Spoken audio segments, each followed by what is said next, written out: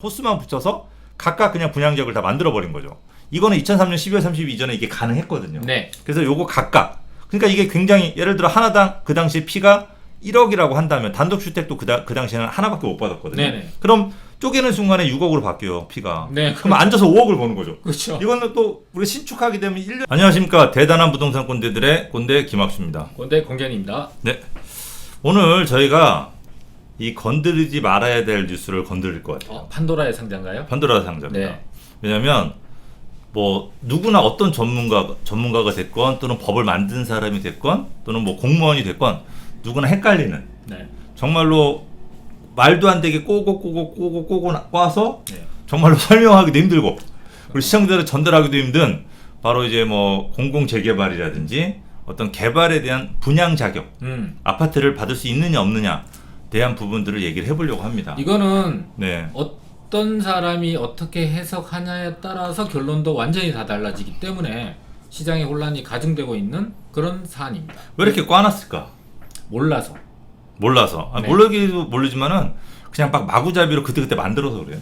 그러니까 몰라서. 그러니까 체계적으로 만든 게 아니고 앞에 원인에 의해서 결과가 도출되는 그런 법 체계를 만든 게 아니고 그때그때 땜방식으로 만들다 보니까 정리도 빨리 해줘야 되는데. 그러니까요. 일단은 뉴스를 한번 보도록 하겠습니다. 자, 공공재개발 후보지. 네. 자, 빌라 신축. 그러니까 신축을 지어 지분 쪼개기죠. 네네. 이제 지분 쪼개기를 많이 해서 머리가 아프다. 그래서 서울시에서 지분 쪼개기를 못하게 하겠다라는 부분을 이제 검토한다는 겁니다. 특히 신길 1구역. 예전에 여기가 뉴타운이었잖아요. 네네. 그래서 신길 뉴타운이었는데 해제가 됐죠. 해제됐죠. 해제가 돼서 다시 해제가 되면은 빌라를 못 짓다가 빌라를 지을 수가 있잖아요. 해제되면 그렇죠. 예, 건축을 할 수 있게 예. 되죠. 그래서 빌라를 많이 지었는데 이 지역을 다시 개발하려고 지정을 했더니 너무 쪼개기가 많이 됐다. 조합원이 많이 늘어났다는 거죠. 네네. 이제 그런 민원이 발생해서 문제가 된다. 그리고 또 이제 그런 정비구역 풀린 2차 후보지서도 번질 수가 있어가지고 제한 방향을 마련하겠다. 뭐 이런 얘기입니다. 자, 서울시가 공공재개발 후보지에 불거진 빌라 신축 문제에 대해서 해결 방안을 고심 중이다. 현금 청산 대상인. 그러니까 일단 여기서는 이렇게 일단 결론을 냈어요. 네. 신축 빌라를 짓게 되면 현금 청산이다. 현금 청산 빌라를 입주권이 있는 것처럼 속여파는 분양 사기 피해를 막고 이 세력화된 신축 빌라 소유주들이 공공 재개발 사업을 지연시킬 가능성을 선제적으로 차단하기 위해서다. 이거는 뭐 의미 없는 말이에요. 근데 그건 신경 쓰지 말고 그러니까 어려운 거 가져. 신축 빌라 입주권. 그러니까 이것도 신축 빌라 입주권이 있느냐? 이것도 지금 서울시가 해결 방안을 고심 중이라 그랬잖아요. 그럼 결론이 안 난 상태인데 그 결론이 안 난 대상을 현금 청산 대상이라고 먼저 그 조건을 상정해놓고 얘기하는 것부터가 일단 잘못된 거예요. 네, 그죠. 네. 네.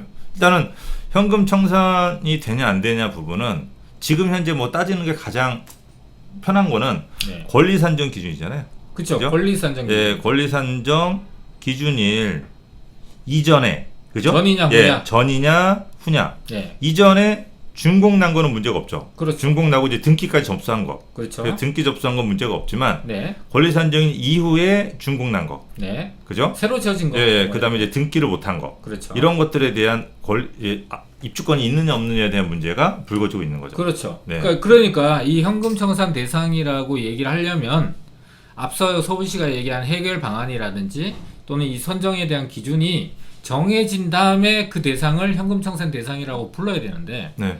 근데 그 대상이나 이런 것들이 확립되지 않은 상태에서 신축 빌라를 모두 싸잡아서 일단은 네. 현금 청산 대상이라고 지정한 거는 시작부터가 매우 불확실한 상황이다. 어쨌든 뭐 문제의 여지도 많고 네. 이거는 뭐 소송까지 아마 갈 거예요. 그죠? 많은 분들이 네. 피해자가 네. 나올 거고 당연히 모여서 또 네. 소송까지 가겠죠. 그렇죠. 소송까지 갈 문제들을 뭐 여기에 굳이 우리 시청자분들이 껴 들어가고 싶은 생각은 없잖아요. 그러면 안 되겠죠. 그런 불행한 사태가 예. 나타나면 안 되겠죠. 그래서 이런 부분들이 있다라는 거를 권리 산정 기준이라는 걸 알아야 된다는 걸 일단은 기억을 하십시오. 네. 그리고 다음 장을 보도록 하겠습니다. 네. 자, 다음 장을 보면은 네. 자, 2차 공공 재개발 후보지는 네. 대부분 정비구역으로 해제된 곳이다. 그렇죠. 그러니까 예전에 뉴타운이나 재개발로 하려고 하다가 네. 오랜 기간 네네. 못하다 보니까 전 서울시장이 해제를 시켜줬죠. 그렇죠. 예, 대표적인 게 장이 9구역, 뭐 8구역, 9구역, 신길 1구역, 그다음에 본동, 뭐 전농 9구역, 뭐 이런 네. 지역들이 이제 이번에 그때 후보지로 예. 지정된 것이죠. 예, 2차로. 해제됐죠.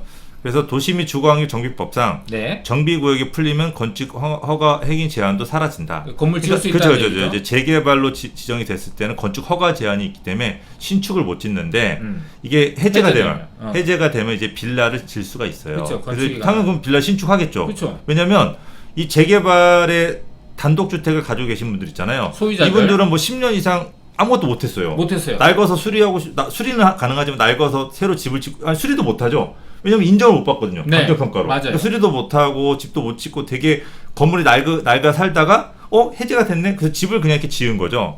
그죠? 집을 지어서 뭐 내 땅을 가지고 내가 행위를 한 거죠. 그렇죠. 행위를 했는데 이 정당한 재산권 그렇죠. 예, 이 행사죠. 부분이 지금 문제가 되는 거죠. 네. 당장은 일부 구역이 민원이지만 해결 방안을 마련해 두지 않으면 이 빌라 신축이 굉장히 들불처럼 번질 수 있다라는 거죠. 당연히 왜냐면 이 빌라 신축이 앞으로 굉장히 더 많이 유행이 될 거예요. 네. 이게 지금 재개발 지역 최근에 재개발 지역 웬만한 지역 다 피가 5억이에요. 그죠? 맞습니다. 그러면 단독주택 내가 50평을 가지고 계신 분들 같은 경우는 1+1을 받는다고 해도 두 개를 받잖아요. 아파트 두 개. 예, 그러면 5억 곱하기 2니까 10억의 피가 있단 말이에요. 네. 그죠? 근데 이 50평을 가지고 신축을 해서 만약 8세대를 짓잖아요, 이렇게. 10세대 이상은 짓죠. 뭐 8세대 정도, 주차 때문에. 네. 뭐 8세대 짓는다고 봤을 때, 그래, 안전하게. 가정하게. 예. 그러면은 이게 하나당 피가 아까 5억이라고 했잖아요. 곱하기 4. 그럼 5 곱하기 플러스 40억으로 바뀌는 거예요. 그렇죠, 그렇죠. 그러면은 10억짜리가 30억이 플러스가 되니까 이거 안 할 사람은 없는 거죠. 그러니까 단독주택을 소유하고 있는 소유자 입장에서의 선택이 얘기한 거예요. 그러다 보니까 네. 이거를 금지하기 위해서 이 단독주택이 이 쪼개기로 진행되는 과정에 어떤 분양 자격을 안 주는 여러 가지 제약상을 계속 만드는 거죠. 네. 그러니까 이런 부분들이 있다라고 이게 이제 이 제약상 되는 기준일이 바로 권리산정 기준이라는 겁니다. 그러니까 이걸 그러니까 네. 이렇게 제한을 하는 이유가 결과적으로는 뭐냐면은 네. 이제 재개발이 되게 되면은 결과적으로 재개발이 됐을 때의 사업성을 보는 거거든요. 그러니까 이 사업성이 중요하다 보니까 사업성이 높으려면은 결과적으로는 조합원 숫자가 네. 늘어나면은 안 되는 거예요. 당연하죠. 그러니까 그걸 방지하기 네. 위한 거라는 걸 알고 네. 보시면 네. 좋을 것 같습니다. 왜냐면 하나당 피가 5억이고 하나 팔면은 7억이 남는데 이걸 딴 사람이 가져가 버리면 그 중에서 한 6억을 뺏어가는 거죠. 그러니까 단순하게 네. 단독주택을 소유하고 있는 소유자들의 재산권을 침해하는 이유를 그냥 재산권 침해다라는 이유로만 보는 게 아니라 그 사업에 대한 사업성의 문제가 연결이 돼 있다는 걸 이해하시면 좋을 것 같습니다. 추가 부담금이 늘어나는 그렇죠. 거죠. 예, 네. 내가 지불했더니 늘어나니까 당연히 네. 싫어하겠죠. 그렇죠. 다 누구나. 네. 그래서 이제 공공 재개발의 경우 이 권리 산정 기준이 이 권리 산정 기준이라는 걸 계속 나와요. 네. 그래서 저희가 뒤에 조금 설명을 해드릴게요. 네네. 그래서 2020년 9월 21일 이후로 네. 이후 지어진 주택을 사면 입주권을 받을 수가 없다. 그런데도 후보지 곳곳에서는 신축 빌라 분양이 이루어지고 있다. 업계에서는 이렇게 들어선 신축 빌라 대부분이 업자들이 사기 분양, 이 입주권이 없다라는 거죠. 없는데 예, 있다라고 얘기하는 예. 걸 사기 분양이라고 얘기하는 거죠. 현금 청산 대상이라는 사실을 숨기고 입주권을 받을 수 있다며 허위로 광고에 빌라를 분양하는 사례가 많다라는 것입니다. 그러니까 여기서 가장 큰 문제점이 뭐냐면은 이게 현재 구역이 아니고요. 구역이 아니에요. 그냥 후보지예요. 그러니까 후보지라는 얘기는 여기서 탈락할 수도 있고 붙을 수도 있다는 얘기니까 현재 자체가 불확실한 거예요. 근데 이 불확실한 상태에서 권리 산정 기준이라는 걸 만들어 버리고 그 일정한 날짜를 특정해 버리는 상황이 된 거죠. 그러니까 현재 불확실한 상황 위에 토대 위에다가 계속 뭔가를 쌓아 놓는 거예요. 그러니까 처음 출발 자체가 불확실한 상황이기 때문에 그 위에 쌓아지는 것들이 이 불확실성이 다른 방향으로 튀누면은 위에 있는 쌓아놓은 것들이 와르르 무너지는 상황이 되는 거죠. 그러니까 결과적으로는 불확실한 상황이 나오는 거예요. 이게 가장 큰 문제예요. 저희가 이 네. 권리 산정 기준일을 가지고 네. 이게 제일 중요하니까 이 권리 중요하죠. 산정 기준일은 어떤 얘기냐면 네. 우리가 신축 빌라를 지었을 때 이 네. 날짜 이후로 네. 준공이 나서 등기 접수를 미리 하지 않으면 아파트 분양권이 안 나온다는 거잖아요, 입주권이. 그러니까 이 예. 권리 산정 기준일에 왜 자꾸 신축 얘기를 하냐 하면은 기존의 구축은 이미 조합원 문제 자격이 없죠. 문제가 없기 때문에 문제가 경고하기 없어요. 때문에 그걸 거론할 필요가 없기 때문에 여기 권리 산정 기준일을 기준으로 해서 분양 자격이 없어지고 있어지고 구분이 되는 건 신축 빌라이기 때문에 하는 얘기입니다. 우리가 이제 그 지분 쪼개기라고 한다면 네. 이렇게 나눠져요. 우리가 2003년 12월 30일 이전의 지분 쪼개기는 다세대를 신축하지 않았어요. 네, 신축 그죠? 절대 하지 예, 예. 않았습니다. 이 단독주택이나 다가구를 다가구죠 보통. 보통 네. 예, 호수가 나눠지는 네. 단독주택 다가구를 그냥 다세대로 전향했어요. 그죠? 네. 그러니까 이제 이 어떻게 생각하시면 되냐면 이렇게 이제 다가구가 이렇게 예를 들어서 단독도 마찬가지예요. 이렇게 3층에 이렇게 6가구가 살았단 말이에요. 네네. 그럼 이렇게 따로 들어가는 입구만 있다고 한다면 이 앞에다 그냥 호수만 붙였어요. 101호, 102호, 103호, 201호, 203호 호수만 붙여서 각각 그냥 분양지역을 다 만들어 버린 거죠. 이거는 2003년 12월 30일 이전에 이게 가능했거든요. 네. 그래서 요거 각각. 그러니까 이게 굉장히 예를 들어 하나당 그 당시 피가 1억이라고 한다면 단독주택도 그 당시에는 하나밖에 못 받았거든요. 네네. 그럼 쪼개는 순간에 6억으로 바뀌어요, 피가. 네, 그럼 앉아서 5억을 버는 거죠. 그렇죠. 이거는 또 우리가 신축하게 되면 1년 이상 걸리잖아요. 근데 얘네는 그냥 그날 가서 구청 가서 신청만 하면은 며칠 있다 나와요. 그러니까 그 이게 며칠 만에 6억을 버는 거죠. 그렇죠. 이게 네. 이렇게 전환하는 게 네. 불법이 아니었어요. 불법이 아니죠. 건축법 약간 얍삽은 하죠. 건축법상으로는 네. 합법이었고요. 합법이었고 그 이후에 도정법이 지정되면서 네. 도정법상 네. 재개발을 관장하는 도정법상 도시및 주거환경 정비법상 이게 안 된다라고 나온 것이죠. 그러니까 건축법상 합법이었기 합법이죠. 때문에 네. 전환하는 거를 네. 구청이나 이런 데가 저지할 수가 없어요.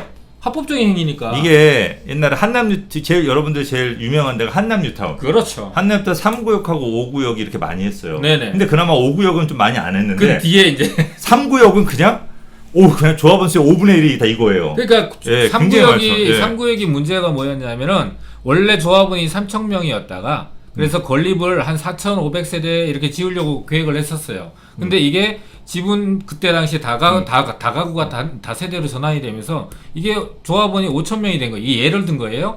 근데 5,000명이 늘어나는데 건립되는 아파트는 4,500세대밖에 못 지으니까 이 상태에서는 계속해서 지연이 될 수밖에 없었던 거예요.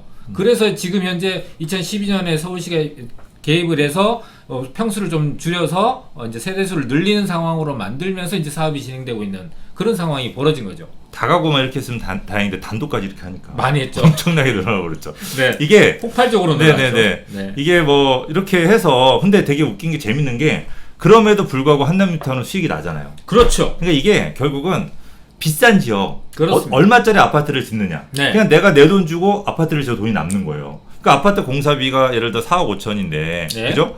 빌라가 예를 들어서 뭐 15억을 한단 말이에요. 네. 그럼 내 돈 내가 추가 부담 내가 내 돈 내고 져. 네, 요즘 네. 뭐 내 돈 내산 있잖아요. 내돈 내산. 유튜브도. 그렇죠. 그러니까 그러면 내 돈이 20억 안 들어가잖아요. 네. 근데 지어지는 게 30억이야. 그렇지. 그럼 이건 할 수 있잖아요. 하죠. 그 조합원이 아무리 많아도. 네네. 그러니까 이렇게 되다 보니까 한남뉴타운 3구역도 개발이 가능했던 거죠. 그렇습니다. 예전에 아파트 가격이 낮았을 때는 못했죠. 네. 10억, 12억 정도 예상할 때 못했다가 네. 많이 올라가니까 이제 가능한 거죠. 맞습니다. 이게 바로 2003년 12월 30일 이전의 쪼개기 방식이에요. 네. 근데 이후에는 이게 금지됐어요. 그렇죠. 금지되고 어떻게 기존의 집들을 허물고 단독이나 다가구를 허물고 이 단독의 다가구를 허물고 건축 행위를 통해서 네. 허가를 받아서 합법적으로 이렇게 빌라를 지어야 돼요. 네네. 그러니까 다세대. 그러니까 네. 이제 여러분들 알기 편하게 그냥 빌라를 지어야지만 쪼개기가 됐던 거죠. 맞습니다. 그러니까 또 이게 되다 보니까 이게 또 아까도 말했지만 하나는 피가 1억인데 네. 8개 지금 8억이잖아요. 네네. 그러면 내가 공사비로 네. 그죠? 공사비로 내가 5억을 들이더라도 3억이 남잖아요. 네. 그러니까 이게 되게 또 만원했던 거죠. 이게 시장이 네. 굉장히 유기적이기도 하고 그다음에 굉장히 똑똑한 게 아까 돈이 얘기한 남으니까. 예. 단독주택을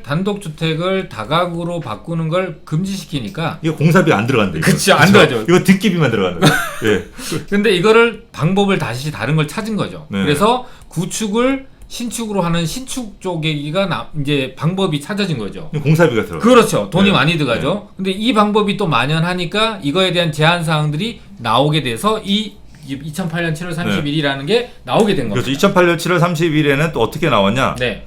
쪼개기 안 된다. 네. 단 전용. 그러니까 새로 지어지는 아파트 최소 평형. 네. 그리고 보통 우리가 24평형 아파트를 짓잖아요. 네네. 이 전용이 18평이잖아요. 네네. 그럼 18평 이상 전용 면적을 가진 것들만 주겠다. 이렇게 됐단 말이에요. 아, 그리고 또 한 네. 가지가 네. 요 날짜의 기준이 뭐냐면은 이 날짜 전에 건축 허가 받은 거. 네. 건축 허가 받은 거는 입주 자격을 줄게 대신 2008년 7월 30일 이후에 허가 받은 거 신축한 거는 네. 안 줄게 이렇게 기준일을 정해버린 거예요. 이것도 되게 웃긴 게 이날 때도 이때도 저 되게 웃겼던 게 뭐냐면 이 당시에 아파트 24평 제일 작은 거 줬잖아요. 네. 근데 이때 사회적 분위기가 24평보다 더 작아도 된다라고 하는 분위기로 갔었어요. 그러니까 우리가 잠실에도 소형평 때 졌잖아요. 네네. 처음으로 이렇게 짓기 시작한 거예요. 네네네. 그러니까 이제 아파트가 뭐 17평형도 새 아파트로 지었더니 굉장히 고가로 형성되더라고요. 네네. 위치만 좋으면. 그러면은 잠시만. 굳이 네. 아파트가 비쌀 필요가 없는 거죠. 네. 그죠? 그래서 24평 이렇게 최소평형 17평형이면은 8750 13평이면 되거든요. 전용이. 네네네. 그러니까 전용 13평짜리 빌라도 받을 수 있게끔 길이 열려버린 거지. 오히려. 네. 그러더니 이제 2010년 7월 16일 날 이런 부분들이 문제가 되다 보니까 새롭게 법이 바뀐 거죠. 그래서 법이 바뀐 게 네. 자 이제 무조건적으로 이렇게 지분 쪼개기를 금지하자. 그래가지고 네네. 2010년 7월 16일 날 네네. 권리 산정 기준이라는 게 처음으로 나온 거예요. 그렇습니다. 네, 이 권리 산정 기준이. 이 권리 산정 기준이라는 게 뭐냐면 이 날짜 이전에 그죠? 네. 허가를 받은 거는 인정을 해주지만 그죠? 이 날짜 이후에 허가를 받아서 집을 짓는 건 안 된다. 근데 이게 허가가 아니고 플러스 준공. 예, 준공까지 가고 플러스 어떤 지역은 또 등기 접수까지 해야 된대요. 소유권 이전. 예. 네. 이거는 또 얘기가 다 좀 다른 게 지금 현재 공공 재개발이라고 하는 거는 등기 접수까지 해야 되고 네. 일반 민간 재개발은 준공만 해도 되는 것 같아요. 이게 예. 이것도 법 해석에 따라서 이게 확정적인 게 아니에요. 지금 이제 그 공공재개발 같은 경우는 그 권리산정 기준일이 며칠이다. 2020년 9월 21일이다. 뭐 이런 얘기가 이제 그 뉴스나 이런 데서 많이 나오고 있잖아요. 근데 거기에 공공재개발 같은 경우는 등기 접수까지 해야 된다라고 하는 법 해석으로 인해서 지자체에서 공문으로 내려온 케이스도 있고 다른 지역들은 그런 공문이 안 나왔어요. 그러니까 이게 여기는 적용이 되고 여기는 적용이 안 될 수 있을 만큼 불확실해요. 확정적이지 않아요. 또 불확실하다 보니까 준공만 적용되거나 아니면은 등기 접수까지 합쳐야만 되는지에 대한 법 해석도 지금 현재로는 확립되어 있지 않다 보니까 어떤 전문가라도 이게 이렇다 저게 저렇다 이건 확실해 이렇게 얘기할 수가 없는 상황이라는 걸 구독자님이 알고 들으시면 좋을 것 같습니다. 자, 이 권리 산정 기준이라는 게 뭐냐면 이 지정권자, 뭐 시도시자가 됐건, 뭐 국토부가 됐건, 네. 뭐 어디 LH죠, 뭐 어디가 됐건 간에 지정권자, 어떤 개발구역을 지정하는 권리하는 사람이 이 날짜 이후에 지은 건 안 됩니다. 네. 라고 하는 딱 공표한 날이 있어요. 예, 그죠? 네. 이게 보통 일반적으로 뭐 기본 계획을 수립한 날, 네. 또는 뭐 권리산정 기준이라고 그러죠. 여기 후보지로 여기를 지정한 날. 구역 지정. 예, 주로 이런 날들이 권리산정 기준으로 지정이 됩니다. 이거는 어디서 확인하냐면 일반 공인중개사, 그 동네 공인중개사 분들도 거의 다 알고 있고, 또는 이제 구청에 전화 와서 담당자를 바꿔달라고 하면 이건 보통 알려줍니다. 네. 그래서 꼭 권리산정 기준으로 확인을 하시고 거래를 하실 필요가 있습니다. 이 권리산정 기준일은 아무데나 확인을 하는 게 아니고요. 구역으로 지정되어 있는 곳을 투자하시려고 하는 분들은 권리산정 기준일을 확인하셔야 되고, 현재 개발 구역이 아닌 곳은 권리산정 기준이라는 그 잣대 자체가 존재하지 않아요. 확인할 필요가 없죠. 그거를 구청에다 전화해서 네. 네. 권리산정 기준 언제 물어보면은 네. 구청 직원들이 당황하고 대답을 못 한다라는 거. 네. 전화 안 받을 수도 있습니다.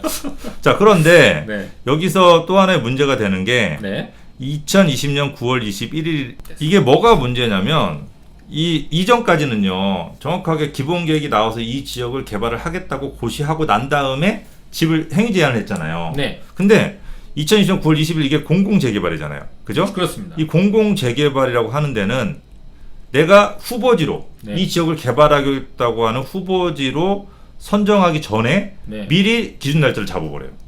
되게 이게 굉장히 불합리해요. 불합리. 왜냐하면 후보지로 선정을 하고 난 다음에 기준일을 잡아서 이날 이후로 어떤 신축을 못하게 해야 되잖아요. 그렇습니다. 그런데 이 날 이전에도 미리 지정을 해버리면은 네. 이 중간에 굉장히 낡은 단독이어서 네. 도저히 살 수가 없어요. 네. 그럼 개인이 뭐 재개발로 안 해주면 개인이 신축을 짓거나 개인이 지어서 뭐 내가 분양한 이건 정당한 사업이잖아요. 네. 그죠? 왜냐면 빌라라고 하는 거를 무조건 짓는 업자가 나쁜 사람이 아니잖아요. 네. 그러면 이 전국의 빌라 업자들은 다 나쁜 사람이에요? 또 빌라 업자뿐만 네. 아니라 네. 개인들도 소유하고 있죠. 계신 그렇죠. 소유자분들은 그건 정당한 재산권의 행사거든요. 그리고 또 꼭 사람들이 꼭 아파트에만 살아야 되는 법 없잖아요. 그렇죠. 빌라도 깨끗하고 좋으면 빌라에 살아도 되잖아요. 요즘에 그럼- 단독주택 지어갖고 네.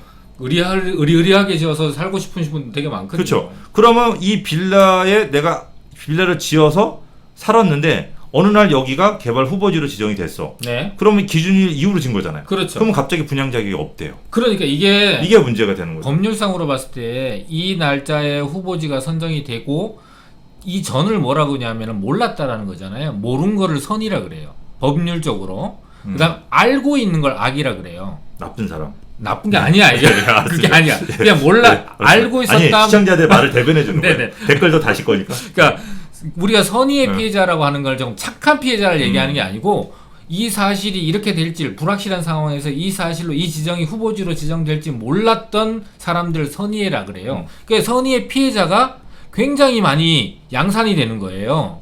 이 상황을 이 선의의 피해자들을 어떻게 보상해 줄 건데요?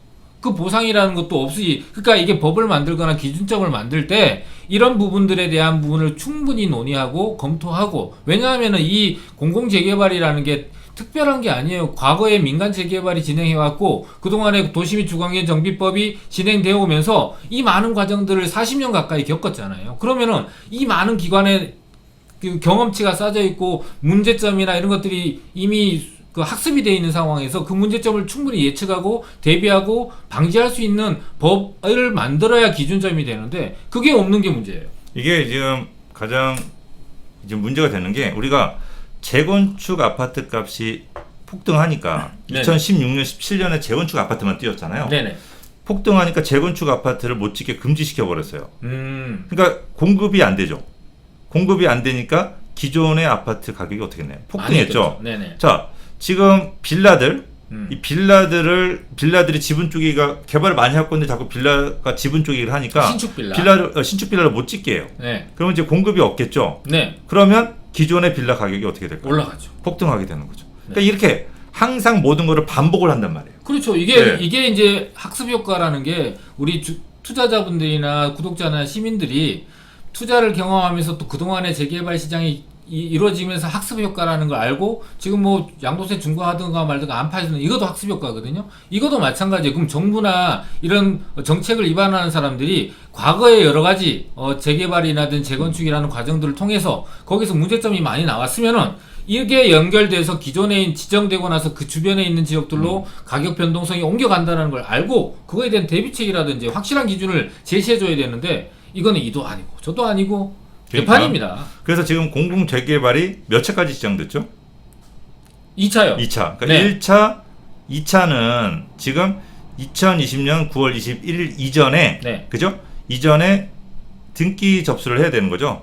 등기 완공된 거? 예, 완공되고 완공되고 집을 다 짓고 소유권. 등기 접수를 해야 되는 네네. 거고 이제 3차를 새로 지정하잖아요. 네네. 그럼 이 3차로 새로 지정하는 권리산정 기준일 네. 이 날짜가 지금 2020년 9월 21일이냐 아니면 새롭게 새로운 권리산정 기준일을 또 만들 거냐 뭐 공고되는 7월에서 8월 정도에 새롭게 날짜를 지정한다고 하거든요. 네. 고시되는 날. 예.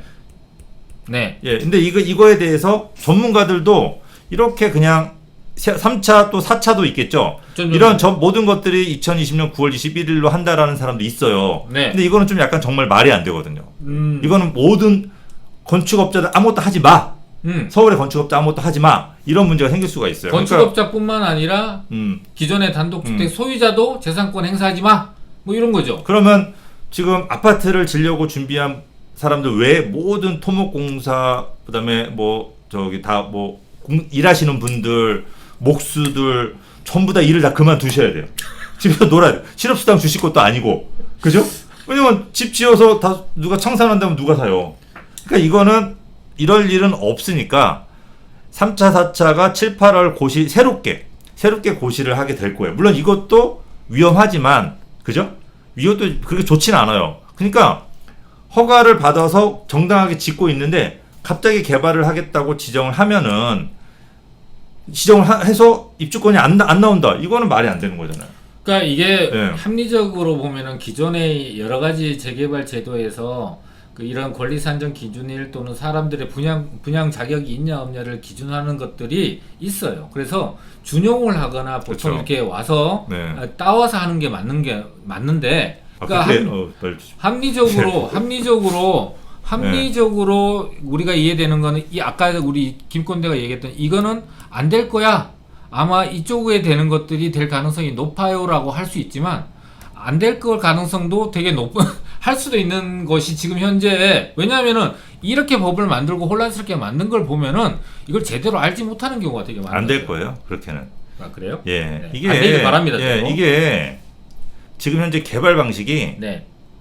민간 개발이 있고 민간 재개발, 네. 그죠? 그 다음에 공공 재개발이 있어요. 그렇습니다. 우리가 지금 얘기하는 건 공공 재개발인 거고, 그렇습니다. 그 다음에 공공 주도형 개발이 있어요. 참 이름이 다양하죠. 공공 주도형 개발이 있는데, 네네. 그러니까 민간 재개발과 공공 재개발 같은 경우는 네. 이거는 아까 말씀드린 조합 방식이잖아요. 그렇습니다. 주민들이 스스로 하는 거기 때문에 큰 문제가 없고, 일단은 기존 매물, 기존의 입주권이 나오는 분양 자격이 있는 것들은 거래가 돼요. 그렇습니다. 그죠? 근데 공공 주도형은 2월 4일 이후에 거래도 안 돼요. 그렇죠. 거래 자체가 이거는 아니에요. 거래 금지 자체를 시켜버린 거예요. 그렇죠. 그러니까 지분 쪽이 이런 개념이 아닌 공공 주도형은 아예 2월 4일 이후에 거래를 하지 말라고 하니까 이거는 악법이에요, 악법. 이거는 말도 안 되는. 그죠? 그런데 어쨌든 굉장히 나쁜 거거든요. 근데 이 공공 주도형 이거를 갖고 자꾸 새로 공공 주도형을 지정을 하면서 공공 주도형이라고 그냥 말을 쓰면 되잖아요. 네. 근데 자꾸 공공 재개발이라고 말을 써요. 앞에다 뭐를 붙여서 자꾸 공공 재개발인 것처럼 말을 하면 사람들이 헷갈려 하잖아요. 그리고 이렇게 제목은 공공 재개발 이렇게 써놓고 밑에다가 조그만하게 주도형이라고 써놔요. 네. 이게 보통 이거는 홈쇼핑에서 물건 팔 때 99,900원에 파는 거 똑같은 거잖아요, 이거. 물건 팔 때 네. 제일 중요한 부분은 네. 그 약관. 작게 써놔서 보험. 일부러 속이려고 하는 그런 형태를 네. 보이고 있는 것 같아요. 어쨌든 우리 시청자분들 네. 이거는 빨리 정부에서 책자를 하나 만들어줘야 돼요. 왜냐면 제목이 너무 뭐 새롭게 대책이 나올 때마다 위클리 브리핑이라고 그러네? 네. 뭐 새롭게 제목이 나올 때마다 뭐 새로운 용어가 너무 많이 생겨요. 지금 제가 알아야 될 백과사전을 만든다면 한 200개 정도 될 것 같아요, 용어만. 네. 근데 이게 앞으로 또 200개가 더 늘 것 같아.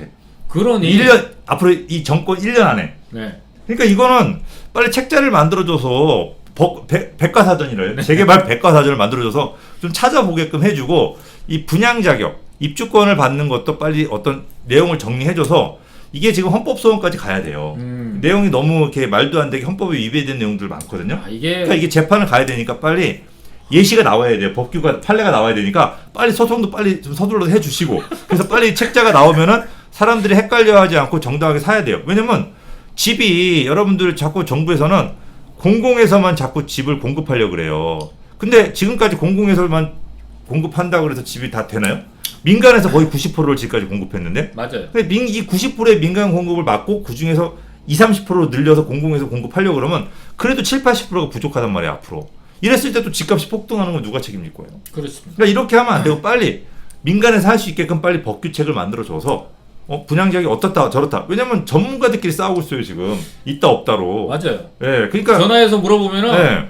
자기는 이렇게 생각하는데 그럼 내가 반론을 제기하면 그런가? 그럴 수도 있겠네? 이런 상태라고 보시면 네네. 됩니다. 그리고 전문가들이 공부하는 거 포기했어요. 매번 바뀌니까 이거 저는 세법 예전에 포기했고 네네. 세법은 예전에 저 포기해서 물어봐요 우리 법군대님한테. 그리고 요즘에 제가 원래 도시및 주거환경 정비법 전문가죠. 제가 되게 유명한 강사였어요. 네. 되게 10년 전 물론 10년 엄청났죠, 전이죠. 엄청났죠. 10년 전 제가 엄청 인기가 많고 막 제가 수강 강의한 막 1000명씩 600명씩 모으고 했었어요. 그러니까 도정법에 대한 근데 저도 포기했어요. 도정법에 대한 책을 최초로 쓴 사람이에요. 네, 근데 저도 이제 거의 포기했거든요. 그러니까 이게 그만큼 너무 복잡해. 2010년까지 제가 알겠는데 그 이후에는 잘 모르겠어요. 어쨌든 제가 공부를 다시 할게요. 열심히 법규책을 보고 판례를 해서 여러분한테 많이 알려드릴 거지만 어쨌든 정부에서도 저 같은 사람조차 포기할 정도라면 도대체 법을 얼마나 복잡하게 만들었고 실제로 실행할 수 있는 없는 법들도 너무 많아요. 그러니까 내가 현실하고 맞지 않는. 공부를 좀 해봤는데 네. 출발점부터 불확실하다 보니까 네. 결론 자체가 불확실하게 나올 수밖에 없어요. 네. 지금 현재 체계로는 공부를 아무리 하면 할수록 계속 불확실하다는 결론에 도출을 하는 게 아마 명확하게 나올 겁니다. 그러니까 이게 본인들도 지금 본인들끼리도 구청에서도 뭐라고 하고 있어요. 그렇죠. 그러니까 아직 구체적인 해결 방안을 찾지 못했다. 네. 그러니까 일각에서는 도시정비법에 의한 행위 제한 조항을 후보지에도 적용하고자 제안한다. 제안하죠. 그러니까 할 지역도 정해지지도 않았는데 아무것도 못하게 한대. 근데 이것까지는 좋아요. 네네. 근데 이거를 갖다가 앞으로 땡겨버리는 거죠. 계속 유지시키면 안 되는 거예요. 그래서 정비계획을 수립 중인 지역에 대해 건축행위를 제한할 수 있도록 하는데 후보지 발표 자체를 자격 요건으로 적용할 수 있다는 주장이에요.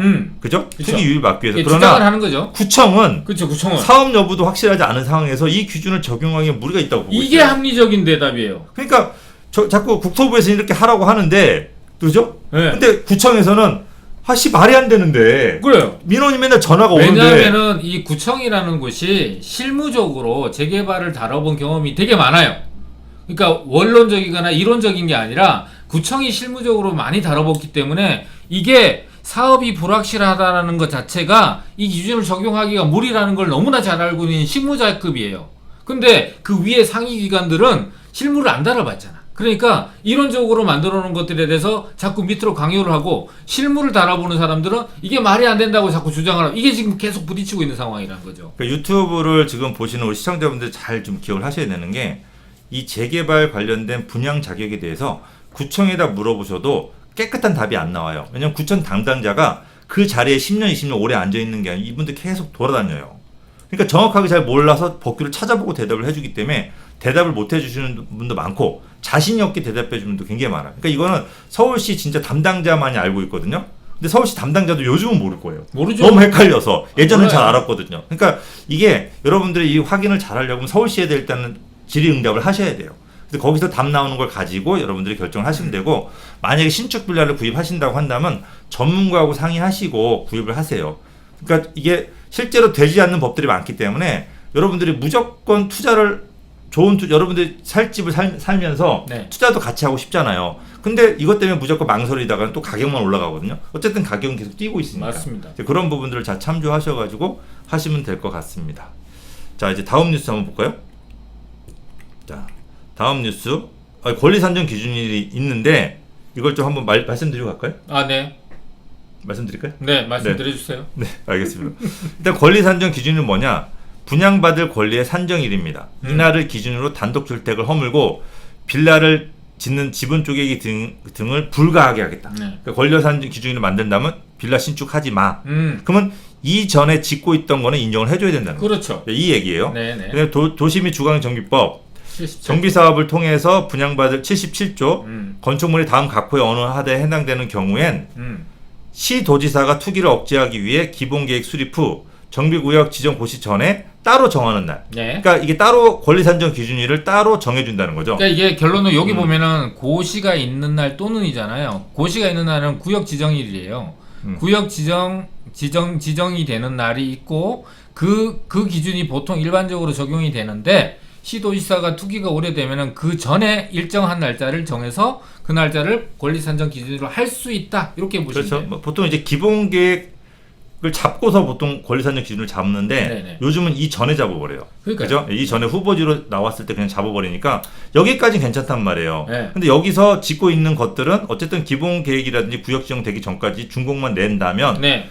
아무 인정을 해줘야 된다는 거예요. 왜냐면 근데 지금 안 해주잖아요. 그렇죠. 예. 권리산정 기준일이라고 네. 어느 날짜를 정했는데 그 전에 이미 법상 합법적으로 건축 허가를 받았고 단독주택을 다세대나 이런 걸로 세대수가 증가되는 거에 대해서 합법적으로 허가를 받은 거잖아요. 그럼 관공서가 공신력 있는 기관에서 이거는 여러 세대가 지어지는 걸로 인정을 해준 거예요. 근데 그거를 안 해주겠다고 하고 있으니까 시장에서 혼란이 심해지는 거죠. 어쨌든 이 권리산정 기준일 이후에 네. 조합원을 늘리는 행위. 행위는 안 된다, 금지된다. 이게 바로 권리산정 기준이라는 겁니다. 네. 이 부분에 대해서는 저희가 앞으로 자주 언급을 할 거니까 저희 유튜브를 계속 보신다고 한다면 나중에 자세하게 아실 거예요. 그리고 이제 법이 바뀌거나 어떤 그 예시가 나온다고 한다면, 판례가 나온다고 한다면 저희가 또 바로 알려드릴 테니까 저희가 조금만 이제 기다려서 조금만 저희가 관심 있게 계속 보시면 될 것 같습니다. 자, 또 이제 다른 뉴스네요? 다른 뉴스 한번 보도록 하겠습니다. 네네. 시간 많이 갔네요. 네. 자, 임대사업자 평균 세 채 임대를 한다. 90%는 비아파트라는 겁니다. 이런 기사가 왜 나왔을까? 근데 임대사업자가 평균 한 사람당 세 채를 한대요. 네. 그러니까 많은 건 아니죠. 지금 엄청 많이 샀다고 얘기를 하는데, 네. 그래서 임대인 협회 30만 협회가 명이 생겼네요. 30만 명이 100만 원래 있었습니다. 네. 30만 명이 100만 채를 보유하고 있습니다. 아. 근데 이제 대부분이 다세대나 연립이나 오피스를 가지고 있다는 거죠. 그렇습니다. 그러니까 지금 정부에서 집값을 뛰게 한 주범을 임대사업자라고 한단 말이에요. 근데 임대사업자는 거의 90%가 그러니까 아파트 값을 뛴 주범을 임대사업자라고 하는데, 그렇죠. 임대사업자의 90%는 다세대나 연립이나 오피스텔을 가지고 있어요. 네. 그러니까 이분들 입장에서 얼마나 억울해. 억울해. 야, 나는 아파트 한 채도 없는데, 한 채도 안 샀어. 구경도 못 해봤는데, 내가 살고 있는 집도 연립인데, 그래서 억울한 사람들이 많이 나왔다는 거죠.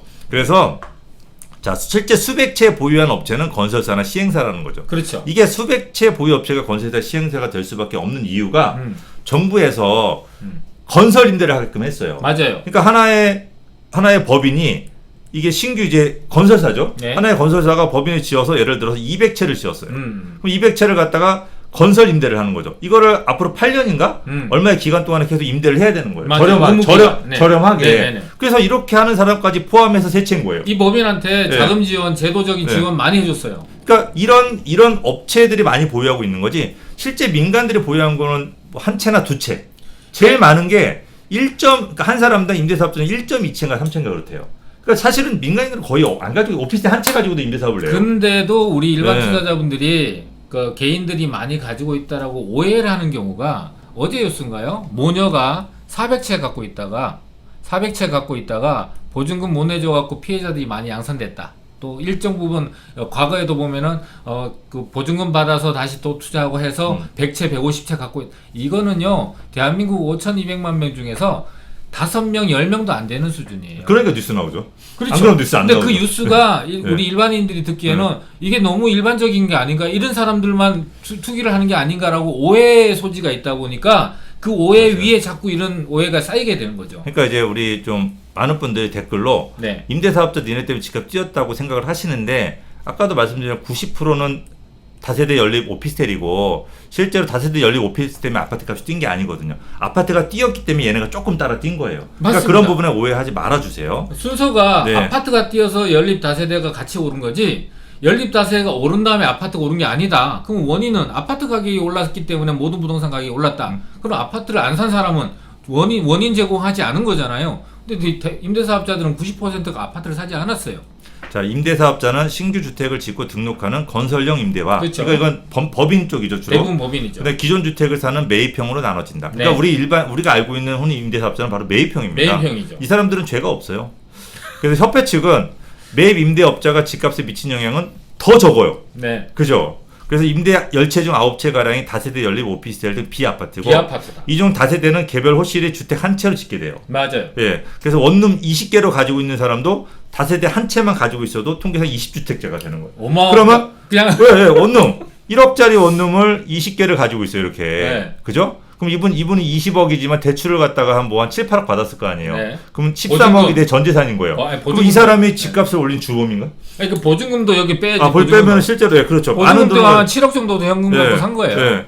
그러니까 너무 이 사람 입장에서 억울한 거죠. 저는 이런 분들을 대변하는 겁니다. 맞아요. 예. 그리고 그래- 그냥 20주택자라 그러면은 네. 어마어마 엄청 많은 것 같아요. 어마어마한 범죄자처럼 보이잖아요. 맞습니다. 여당은 임대사업자에 대한 세제 혜택 축소를 주장한다. 왜? 집값 주범이기 때문에. 그래서 일부 임대사업자가 수백 주택을 갖고 있다는 점을 강조했다.